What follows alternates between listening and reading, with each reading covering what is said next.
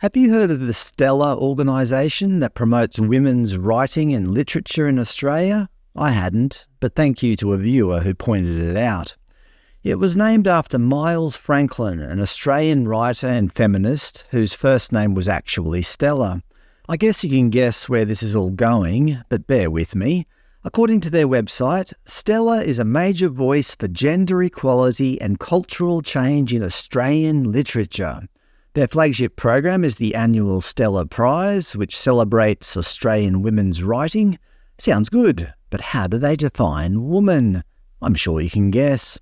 We'll get to that soon.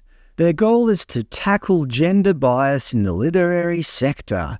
It must be horrible being a female writer in Australia, right? Well, I'll show you some stats after that may surprise you. According to their purpose, Stella strives to promote books by Australian women and non-binary writers. Okay, so suddenly their definition of woman is starting to expand. So for example, this Australian Army captain, who now wears female uniform, according to the ABC, could apply for the Stella Prize for Women, noting the captain said, "I'm gender diverse, I'm non-binary, and I'm going to be opting for the female uniform." Look, I'm not trying to pick on Captain Noble here. The captain has only done what the Australian government and society have allowed. Just one more quote that I found interesting. Even though Captain Noble often wears camouflage in their daily duties, their options have expanded. I can wear makeup now. My ears are pierced at work. I have longer hair than most male-presenting people do at work. My fingernails are painted. And now the good captain can choose to take part in Stella's annual literary awards for women, if they so desire. Here are their eligibility criteria for entering the competition. Entry is open to women and non-binary writers. This includes cis women, trans women, and non-binary people. We do not require any validation regarding an author's gender beyond their self-identification. This women's-only literary award isn't open to abuse, is it? Hello, my name's Sandra, and this is my book on masculine femininity in the post-carbon age. First prize! Sorry, I feel like I just offended somebody there. I assure you it wasn't my intent. I'm just making a bit of a critique of the silliness of these eligibility guidelines for a women's-only award. But one criteria that caught my eye was Guideline 8. Books must be written in English. Do you mean the language of England? That's a bit presumptuous, perhaps even a bit bigoted. Their entry form requires you to provide a book title and name, as well as the author's pronouns. These are actually my official pronouns as accepted by YouTube.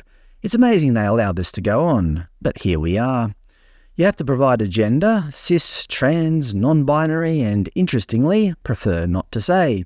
For a competition that's meant to be for women only, you don't even have to provide them with your gender.